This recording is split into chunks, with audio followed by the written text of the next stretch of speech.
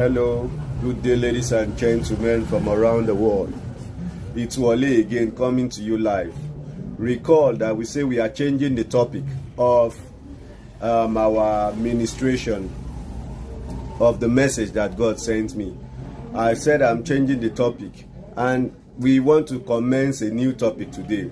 And the new topic is how to help people with little or no money.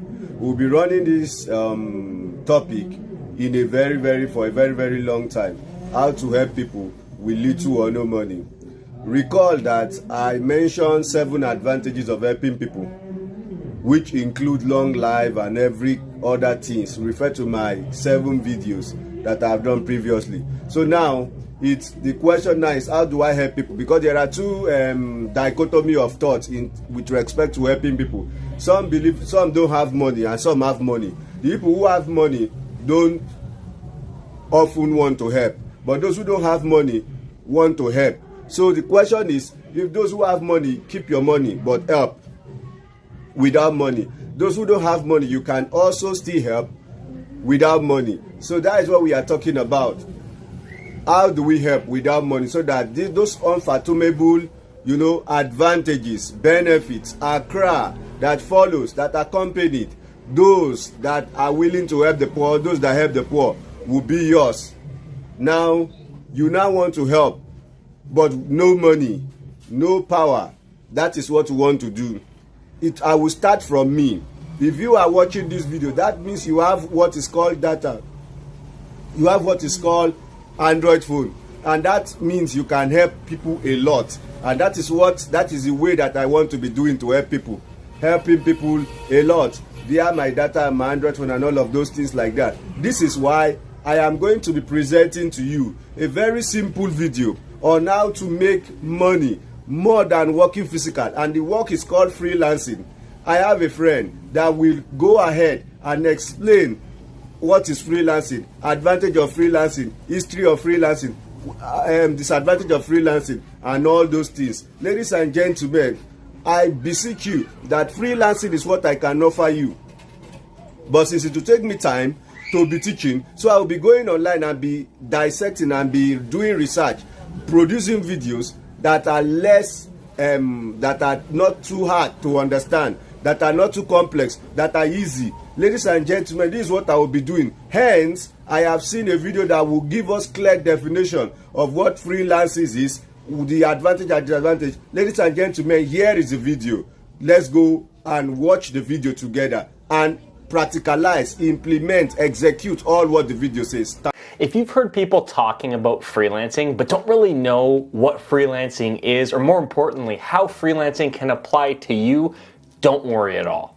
In this video, I'm going to give a full explanation of what freelancing is, and more importantly, how freelancing might be able to help you make serious amounts of money online, and some of the ways I think you can get started as a freelancer.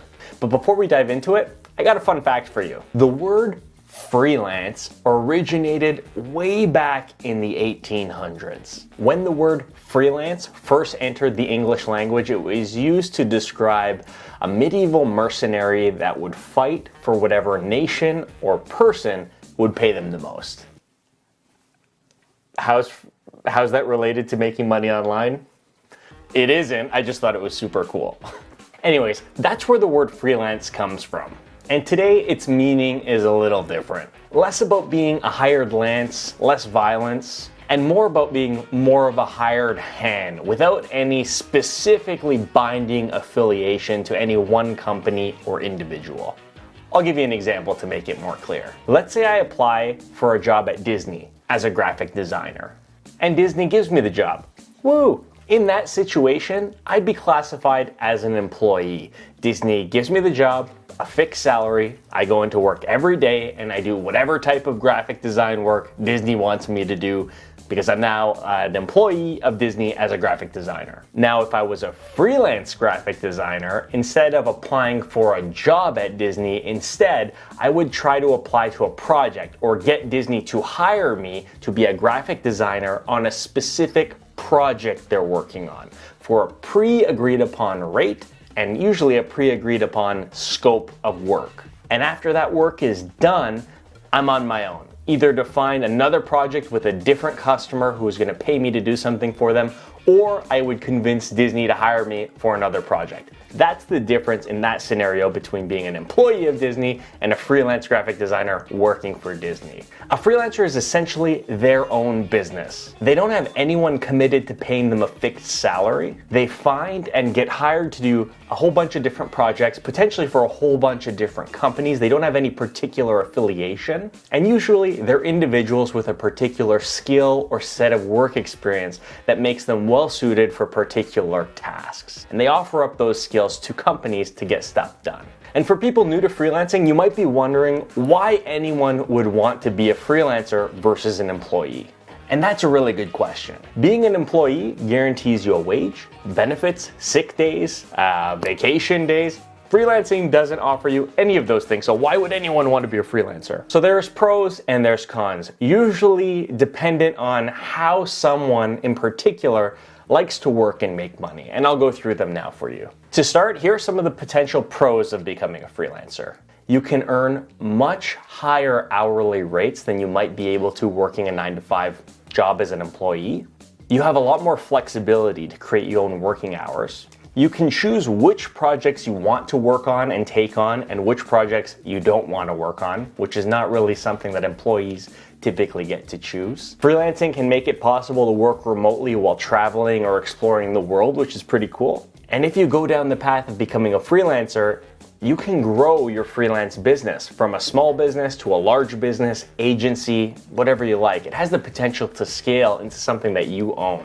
Now, here are some of the potential cons of becoming a freelancer. Number one is you're not guaranteed to make any money. Number two is you need to actually convince people and organizations to hire you, which can be difficult for people coming into freelancing with no sales experience. You're responsible for all of the business administration stuff when you run a freelance business, whereas working for a company, the company handles a lot of that stuff. Payroll, customer service, conflict resolution, sales. You're responsible for all of that as a freelancer. Another con is you might need to work for little or no money in the early days to get your business off the ground while you build your reputation.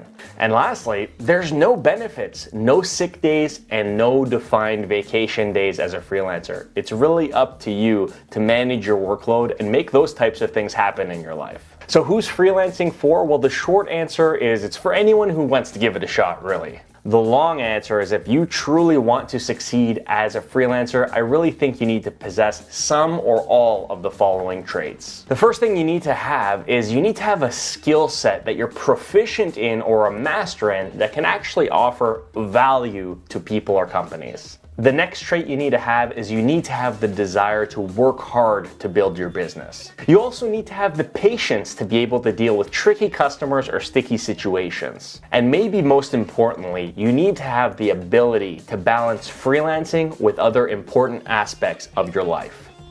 Moral of the story is freelancing is a really unique, non-traditional way to work and get paid. Personally, I love it, and it's been a totally life-changing experience for me.